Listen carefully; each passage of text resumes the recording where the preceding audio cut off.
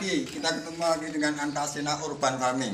Nah, saya akan mencontohkan yang dulu pernah saya janjikan tips jadi memberi pupuk tanpa modal. Nah, ini jenengan saksikan, ini semua tanpa beli pupuk.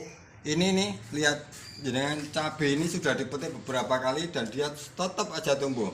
Jadi prinsipnya seperti apa yang kita ambil, kita harus kembalikan sesuai dengan apa yang kita ambil. Jadi kalau kita ambil 1 on, kita harus mengembalikan kompos 1 on. Kalau kita memberikan kompos 1 on, otomatis kita akan ribet membuat kompos kan ribet. Makanya kita menggunakan mulsa organik.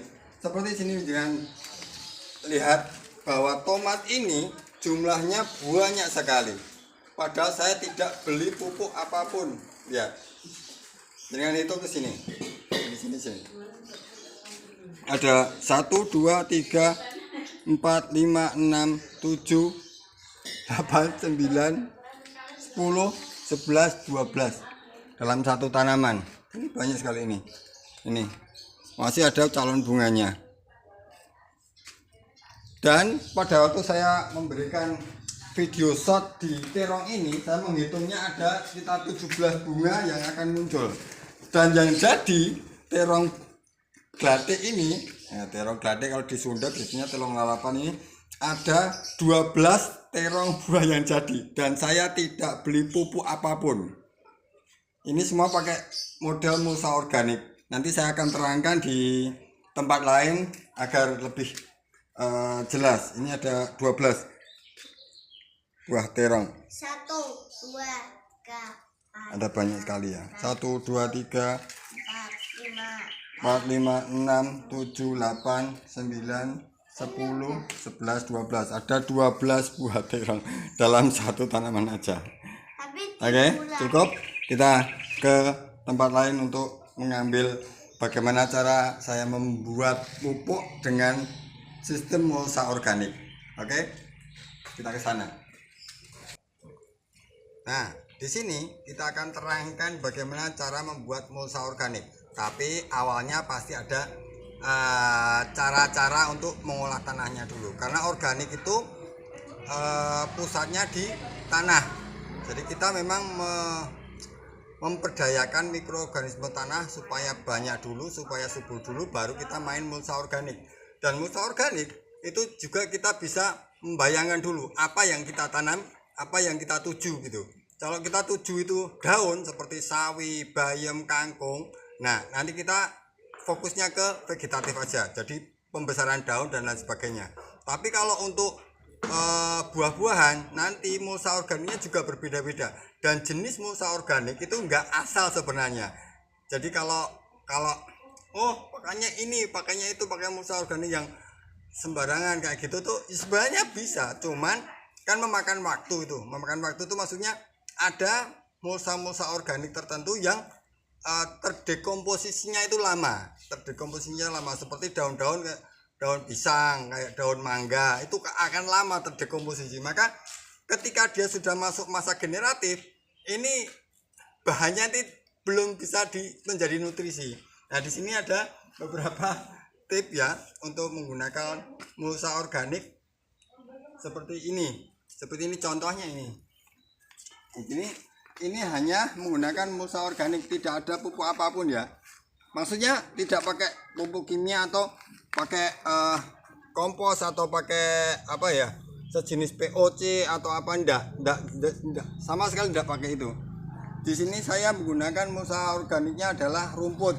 Dan jenengan bisa cek di seputaran sini, saya menggunakan benar-benar mulsa rumput dan mempergunakan rumput ini menjadi pusat nitrobakter, terus untuk mencegah penyakit tular tanah, dan bisa menjadi penyubur tanah, dan juga menjadi pusat penahan nutrisi yang akan kemana-mana ketika kena air hujan.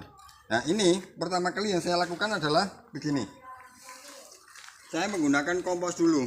Ini saya gunakan 1 titik tanam ya, sistem 1 titik tanam untuk berkebun. Jadi kita mencontohkan bahwa berkebun dengan santai tapi dengan hasil maksimal tanpa kita memberikan repot-repot membuat pupuk yang pusing, membuat kita pusing juga. Tapi yang pertama memang tetap yang saya awal tadi saya bicarakan bahwa tanah memang harus kita perbaiki dulu. Jadi saya menggunakan kompos. Ini jenengan bisa beli kompos atau bisa membuat kompos sendiri. Jadi awalnya memang harus kita awali dengan kompos dulu. Atau kalau seandainya lahan luas, jenengan bisa tahan beberapa sampah-sampah organik yang jenengan timbun di tanah dulu, terus ditunggu sampai jadi baru kita tanam. Nah kalau karena ini mungkin saya lebih instan lagi, saya menggunakan kompos. Nah kompos ini nanti akan merombak tanah yang akan kita tanami. Kalau ini saya menggunakan casting ya, bukan kompos. Jenengan nanti punya kompos apa nanti bisa dikatakan. Jadi kompos itu adalah bahan organik atau sampah organik yang sudah terdekomposisi. Yang sudah terdekomposisi itu sudah berubah bentuknya dari daun-daunan atau dari kohe-kohenan menjadi seperti ini bentuknya. Ini saya pakai casting, saya pakai sistem casting. Jadi kotoran cacing inilah jadi seperti ini. Ini kotoran cacingnya seperti ini. Nah kotoran cacing inilah yang nanti akan saya buat menyuburkan tanah. Ini namanya vermicompost. Jadi itu contohnya seperti itu. Kita ambil tanah yang di situ, ambil tanah, keluarkan, masukkan kompos ini. Kalau bisa mungkin kalau untuk pertama jumlahnya bisa 2 kali lipat. Jadi tanahnya 1, komposnya bisa 2 untuk bisa memaksimalkan ya. Tapi kalau jenengan punya kesabaran ya 1:1 pun tidak ada masalah. 1:1. Nah nanti setelah kita masukkan di situ, bibit kita masukkan di situ, kita kan tak tahu nih, oh yang kita tanam itu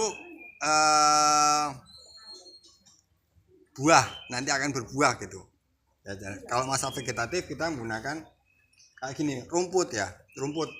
Jadi rumput kita bisa cacah, nanti kita taruh sini.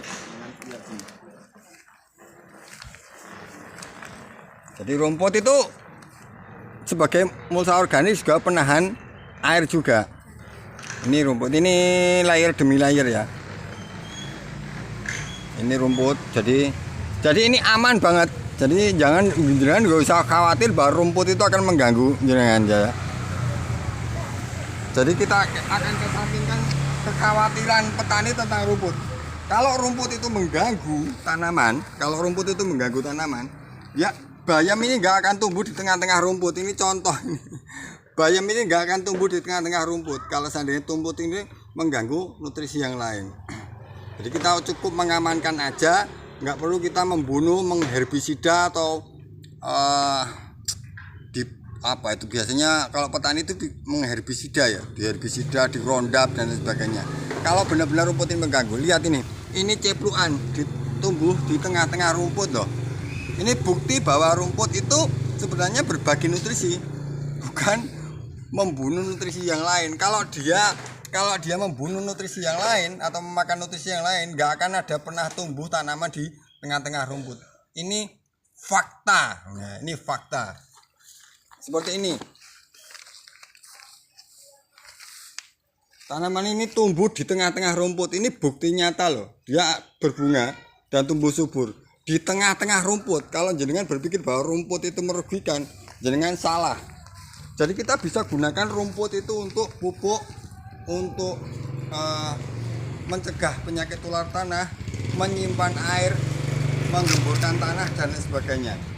Di situ kita menggunakan rumput. Jadi mulsa organik yang gampang terurai, gampang kering, itu pertama adalah rumput. Terus bisa pakai daun-daun yang gampang terurai itu seperti pohon ceri ya. Apa itu? Talok itu loh, kalau di sini talok. Daunnya itu juga cepat terurai. Terus daun telang itu juga cepat terurai. Terus sekam. Nah, kalau sekam ini sebenarnya lebih amannya direbus dulu. Kalau berkebun direbus, tapi kalau di lahan luas ini juga menjadi masalah. Soalnya kadang-kadang sekam ini membawa